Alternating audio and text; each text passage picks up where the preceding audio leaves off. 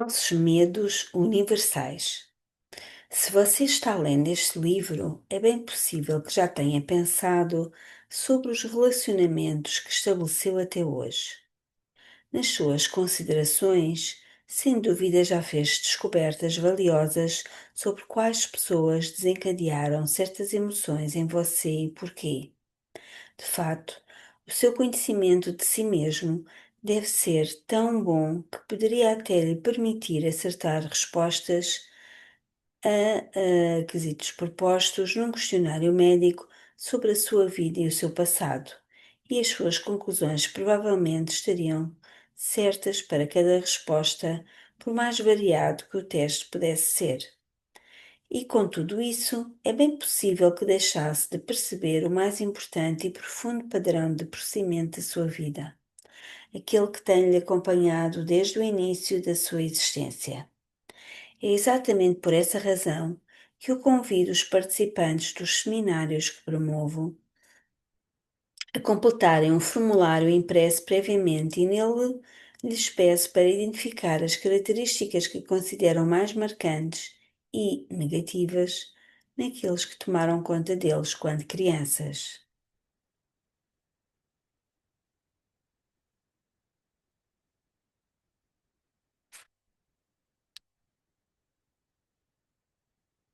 Pergunto pelas características negativas, porque raramente vejo alguém atrapalhado com os padrões de procedimento positivo que encontraram na vida.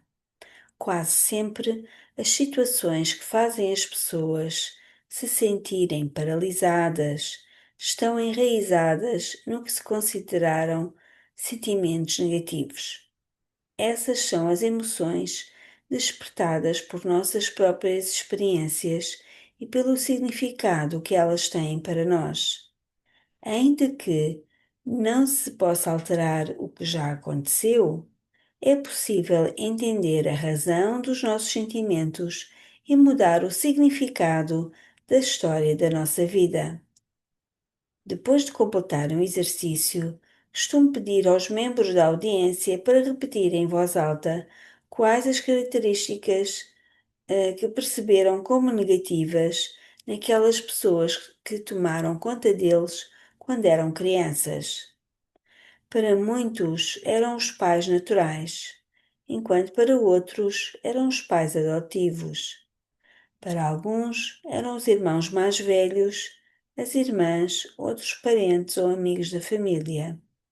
Não importa quem fosse, a questão era identificar quem tinha cuidado deles durante os seus anos de formação, isto é, até à puberdade. Os tímidos deixavam no mesmo instante de ser tímidos, quando começavam a bradar as qualidades negativas que iam lendo dos formulários preenchidos, tão rapidamente quanto eu podia acompanhá-los, escrevendo no quadro branco. E, de repente, aconteceu uma coisa interessante. Enquanto uma pessoa dizia a palavra que descrevia a sua lembrança, outro participante manifestava-se transmitindo o mesmo sentimento, muitas vezes usando exatamente a mesma palavra empregada pelo primeiro. Uma amostragem dos termos de desses programas típicos revela idênticos objetivos, como mostrado a seguir. Zangado, intolerante, controlador, indiferente, abusivo, ausente, inacessível, ciumento, medroso, crítico, rigoroso, desonesto. O ambiente tornou-se leve e as pessoas começaram a rir do que estavam presenciando. Quase daria para pensar que todos éramos parte da mesma família. A semelhança das palavras foi mais do que uma coincidência.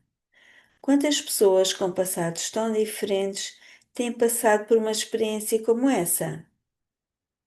A resposta a esse mistério é o padrão que percorre os meandros profundos do tecido da nossa consciência coletiva, que pode ser descrito como o nosso medo nuclear ou universal.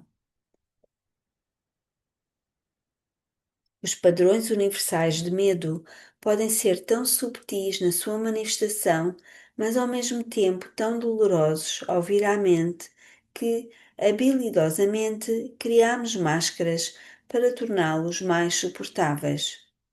De uma maneira semelhante ao modo como certas memórias familiares difíceis são raramente mencionadas, inconscientemente pactuamos disfarçar as feridas do nosso passado coletivo de maneira a fazê-lo mais aceitável socialmente.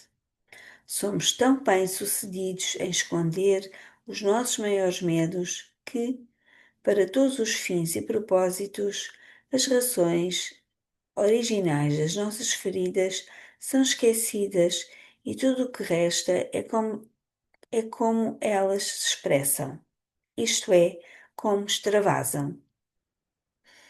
Somos como a mulher que perdeu o marido e a garotinha do supermercado que provavelmente não tinham consciência do motivo pelo qual se sentiram e reagiram daquele modo. Devido às estratégias que empregamos para mascarar os nossos medos, jamais somos obrigados a falar sobre as feridas mais profundas da nossa existência. Mesmo assim, elas continuam fazendo-nos companhia, com persistência e sem serem resolvidas, até que alguma coisa acontece e não podemos mais simplesmente olhar para o outro lado. Quando nos permitimos aprofundar um pouco na análise desses momentos intensos e não camuflados da vida, acabamos descobrindo que, por mais diferentes que os nossos medos pareçam ser, eles terminam por convergir para apenas um dos três padrões básicos seguintes, ou uma combinação deles: o medo da separação ou do abandono, o medo do desmerecimento e o medo de se entregar e confiar.